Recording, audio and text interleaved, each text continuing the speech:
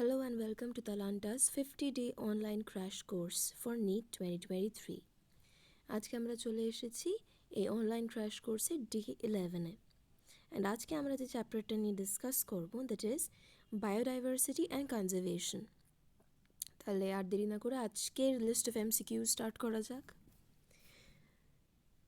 আজকের যে পার্টিকুলার এমসিকিউসগুলো আমরা ডিসকাস করব সবকটাই basically will be something to remember, to memorize. আজকে লজিক কম লাগাবো, আজকে মনে রাখতে বেশি হবে। অলরাইট, সো আজকে আমাদের ফার্স্ট এমসিকিউ হচ্ছে which one of the following is not included under in situ conservation? in situ conservation কথাটার অর্থ হচ্ছে আমি কোনো পার্টিকুলার অর্গ্যানিজমকে বা কোনো লিভিং বিইংকে তার নিজের সাইট অফ অরিজিনেই কনজার্ভ করছি, তাকে অন্য কোথাও ট্রান্সপোর্ট করা হচ্ছে না।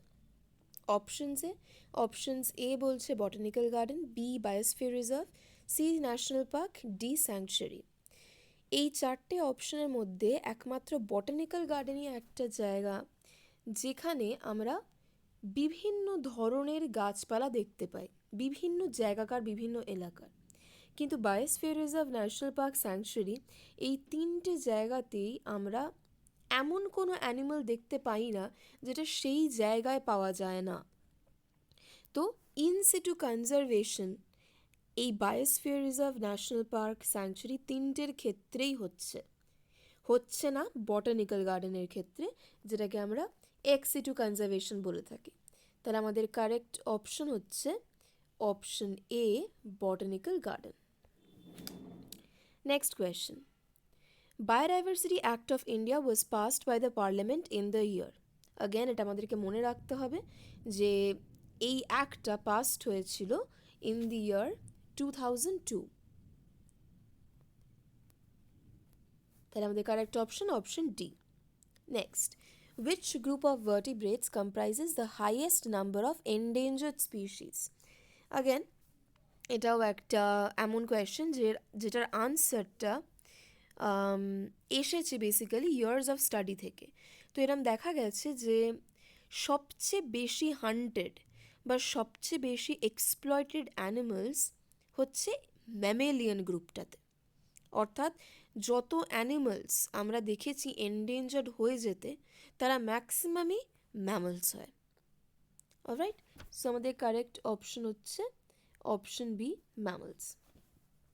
Next, the area where wild populations, traditional lifestyles and genetic resources are protected is যে জায়গায় wild populations, সেটা ফ্লোরা অ্যান্ড ফনা বোথ, সেখানকার ট্রেডিশনাল লাইফস্টাইল অর্থাৎ ট্রাইবাল লাইফস্টাইল হতে পারে, সেখানে যেরকম মানুষ থাকে তাদের লাইফস্টাইল, অ্যান্ড জেনেটিক রিসোর্সেস যেখানে প্রোটেক্ট করা হয় সেই এরিয়াটাকে কী বলে? অপশন এ বলছে কোর জোন, অপশন বি বলছে বাফার জোন, অপশন সি বলছে বায়োস্ফিয়ার রিজার্ভ, অপশন ডি বলছে ম্যানিপুলেশন জোন।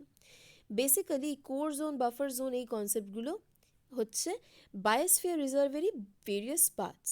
কোর জোনটায় বেসিক্যালি আমাদের মেন অ্যানিমালসগুলোকে এবং তাদের সারাউন্ডিং হ্যাবিট্যাটগুলোকে প্রোটেক্ট করা হয়। বাফার জোনটাতে বেসিক্যালি সব রকমের মানে বাফার জোনটাতে হিউম্যান সেটেলমেন্টস অ্যালাউ করা হয়। যে জায়গায় তিনটেকেই প্রোটেক্ট করা হয় সেটা হচ্ছে বায়োস্ফিয়ার রিজার্ভ, কারণ এই বায়োস্ফিয়ার রিজার্ভেই তিনটে লেভেলে আমি তিন রকমভাবে প্রোটেকশন প্রোভাইড করছি এই ওয়াইল্ড পপুলেশন, ট্রেডিশনাল লাইফস্টাইল এবং জেনেটিক রিসোর্সেসকে। পুরো জায়গাটাকে একসাথে বলা হয় বায়োস্ফিয়ার রিজার্ভ এবং পুরো জায়গাটা মিলে এই তিনটে জিনিসকে প্রোটেক্ট করছে। তোমাদের কারেক্ট অপশন হচ্ছে option C, biosphere reserve. Next, which one of the following species of plant is considered as the world's most problematic aquatic weed? তো বেসিক্যালি ইনভেসিভ স্পিশিস বলা হয় এমন অর্গ্যানিজমদেরকে যাদেরকে বাইরে থেকে কোনোভাবে ইন্ট্রোডিউস করা হয়েছে কোনো একটা জায়গায়, সেটা অ্যাক্সিডেন্টালি হতে পারে, পারপাসফুলি হতে পারে, এবং সেখানে এসে সেই অর্গ্যানিজমটা বেসিক্যালি নেটিভ স্পিশিসদের লাইফটাকে কোনো না কোনোভাবে ডিসরাপ্ট করেছে। তো এইখানে যে অপশনগুলো আমরা দেখতে পাচ্ছি, এরা চারজনেই হচ্ছে এমন ইনভেসিভ স্পিসিস। তার মধ্যে সবচেয়ে প্রবলেমেটিক সারা পৃথিবীতে যে অ্যাকোয়াটিক উইডটা, সেটা হচ্ছে ইকর্নিয়া, অর্থাৎ আমাদের ওয়াটার হায়াসিন্থ, যেটা আমরা জানি বেসিক্যালি ওয়াটার বডিগুলোকে ক্লগ করে দেয়, স্ট্যাগনেট করে দেয় ওদের হাই প্রলিফারেশন রেটের জন্যে। এবং সেই কারণে কি হয়, ওই পার্টিকুলার জলগুলো, যে জলে আমরা বেসিক্যালি কচুরিপানা দেখি, সেই ওয়াটার বডিগুলোতে বাকি যে অর্গ্যানিজমগুলো, ফনা হতে পারে, ফ্লোরা হতে পারে, তারা অক্সিজেন ডিপ্রাইভড হয়ে যায়। অলরাইট, সো নেক্সট কোয়েশ্চেন আমাদের হচ্ছে which option correctly describes, একটু প্রিন্টিং মিস্টেক আছে এখানে, which option correctly describes the equation for curves a and b in the given graph of species area relationship? So এখানে যেটা বলতে চাওয়া হয়েছে সেটা হচ্ছে, এই যে গ্রাফটা আমরা পেয়েছি, এই গ্রাফটা বেসিক্যালি দুখানা কার্ভ দেখাচ্ছে, এ অ্যান্ড বি। এ কার্ভটা এবং বি কার্ভটার কারেসপন্ডিং যে ইকুয়েশনগুলো, সেই ইকুয়েশনগুলো যে পার্টিকুলার অপশনটায় দেখাচ্ছে, সেটা আমাদেরকে চুজ করতে হবে। তো বেসিক্যালি অপশন এতে আমরা যে, মানে অপশন এ নয়, এ কার্ভটা বেসিক্যালি একটা রেক্ট্যাঙ্গুলার হাইপারবোলা আমরা দেখতে পাচ্ছি। বিটা বেসিক্যালি হচ্ছে একটা লিনিয়ার কার্ভ। তো আমরা জানি যে একটা আমাদের যে স্পিসিস এরিয়া যে রিলেশনশিপটা বেসিক্যালি, সেটা basically S is equal to C A to the power Z, এই ফর্মটা অ্যাকোয়ার করে। এবার এতে যে কার্ভটা আমাকে দিয়েছে সেটা হচ্ছে হাইপারবোলিক। তো হাইপারবোলিক কার্ভের ইকুয়েশন অনুযায়ী S is equal to C A to the power Z, এই ইকুয়েশনটা will be appropriate for the rectangular hyperbola. তাহলে যে অপশনটাতে আমাকে এ কার্ভটার জন্য এস is equal to C A to the power জেড দেখানো হয়েছে, সেটাই আমার কারেক্ট অপশন হওয়া উচিত। তাহলে এখানে আমি দুটো অপশনে সেটা দেখতে পাচ্ছি, একটা এতে, একটা ডিতে। এবার আমাকে দেখতে হবে আমার বি কার্ভটা। বি কার্ভটা হচ্ছে বেসিক্যালি একটা লিনিয়ার কার্ভ, অর্থাৎ Y is equal to M X plus C, এই ফর্মে আমার একটা ইকুয়েশন আসবে। তো জেনারেলি কি করা হয়, এ কার্ভটা যেটা S is equal to C A to the power Z ফর্মুলাটাকে লগারিদমিক স্কেলে কনভার্ট করা হয়, দিয়ে সেটা থেকে আমরা বি কার্ভটা অবটেন করি। তো আমি যদি S is equal to C A to the power জেডকে লগারিদমিক স্কেলে কনভার্ট করি, তাহলে আমার জিনিসটা কি দাঁড়াবে, log S is equal to log C plus Z log A, normal mathematics. তাহলে এই যে পার্টিকুলার অপশনটা আমরা বললাম, log S is equal to log C plus log Z, মানে log C plus Z log A, এই জিনিসটা আমরা দেখতে পাচ্ছি অপশন এ এর ক্ষেত্রে।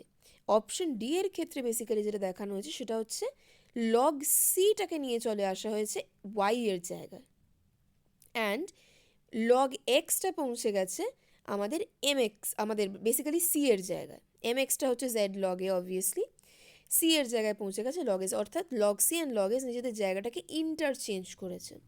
তো সেটা কখনোই সম্ভব নয়, শুধুমাত্র কমিউটেটিভ লয়ের কথা চিন্তা করলে হয়তো এটা হলেও হতে পারতো, কিন্তু যেহেতু we are correlating this with the curve, যেখানে একদম প্রিসাইজলি আমরা জানি Y is equal to M X plus C ইকুয়েশনটাতে সেট হতে হবে ইকুয়েশনটাকে, সেখানে আমরা এই সমস্ত কমিউটেটিভ লটাকে অ্যাপ্লাই করতে পারবো না।